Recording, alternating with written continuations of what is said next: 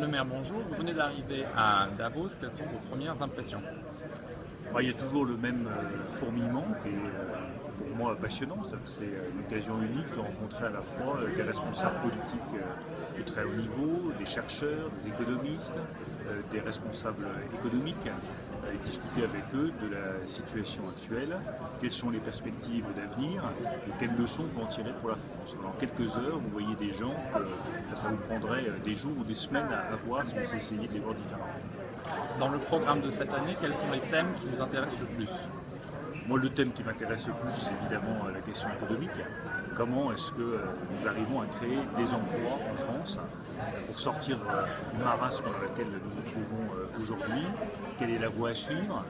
Comment est-ce qu'on peut aussi travailler avec d'autres responsables européens? Là, j'ai vu le Premier ministre belge, j'ai rencontré Matteo Renzi également. C'est l'occasion de discuter avec eux. Donc voilà, au-delà de la perspective nationale, qu'est-ce qu'on peut faire tous ensemble, nous Européens, pour offrir un avenir un peu plus positif à tous les citoyens européens pour qu'ils se disent tiens, l'Europe va enfin rimer avec croissance et avec emploi et pas avec austérité et difficulté. Jusqu'ici, qu'avez-vous entendu sur la France? Quel est le son, quel est le ton quand on vous parle de la France? D'abord, malheureusement, il n'y a pas beaucoup de France à Davos. Alors je sais bien, il est bon ton de dire voilà, il ne faut pas aller à Davos, c'est pas bien. Oui, non, et c'est une occasion, une fois encore, de rencontrer plein de gens venus de la planète entière. C'est une occasion qui, je trouve, mérite d'être saisie. Ici, il y a peu de Français, et je le regrette. Parce que la mondialisation, ça doit être demain un atout pour la France. Un moyen de développer nos entreprises, de développer nos emplois, de développer notre croissance. Donc il vaut mieux aller à la rencontre du monde que de se fermer au monde. Donc peu de Français, et puis il ne faut pas se le cacher, une inquiétude sur la France. Une inquiétude sur une situation économique. Chez nos partenaires européens, l'idée très simple et très juste, que si la France ne va pas bien, eh bien l'Europe tout entière n'arrivera pas à s'en sortir.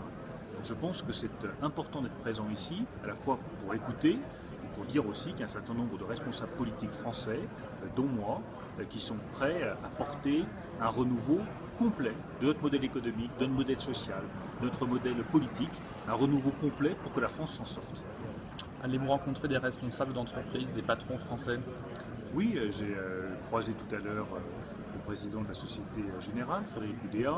J'ai eu une grande discussion absolument passionnante avec Loïc Lemerre qui m'a expliqué comment est-ce qu'il allait monter son entreprise, comment est-ce que le numérique, les nouvelles technologies pouvaient être un atout demain, non seulement pour créer de nouvelles entreprises et start-up en France, ça c'est très bien, mais surtout pour mettre le pied à l'étrier à tous ces jeunes qui n'ont pas de diplôme, pas de qualification, qui enchaînent les petits boulots, les missions d'intérim, les contrats aidés qui ne les mènent nulle part.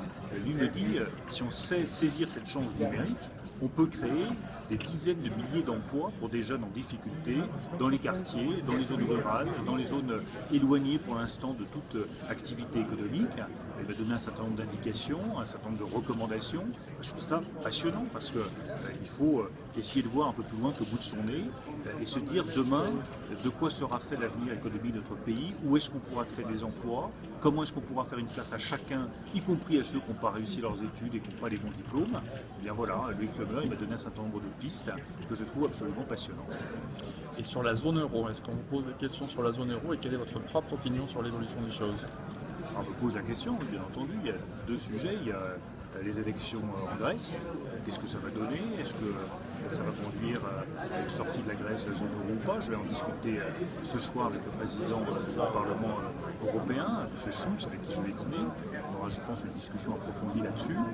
Et puis, il y a une deuxième question qui est est-ce que la zone euro est viable avec des États qui ont des politiques économiques aussi différentes? Et quand est-ce que la France va enfin s'engager de plein pied dans la mondialisation? Quand est-ce qu'elle va enfin faire les changements qu'on attend dans son modèle économique pour être plus efficace, plus juste, offrir un emploi à chacun, plutôt que de se refermer sur un vieux modèle où on dépense plus d'argent qu'on ne crée de richesse, où on attend tout de la puissance publique en matière économique, tout de l'État, tout des collectivités locales en matière d'emploi, alors que c'est l'entreprise qui créera des emplois. C'est les activités de demain qui créeront des emplois, c'est le numérique, c'est les nouvelles technologies, c'est la simplification de notre droit du travail, c'est des changements dans l'indemnisation du chômage, c'est tout ça qui créera des emplois de demain. Donc je crois qu'il y a une vraie attente de la part de tous les États européens, tous les représentants des États européens que je croise, quand est-ce que la France va enfin prendre les décisions qu'elle n'a pas eu le courage de prendre depuis 30 ans.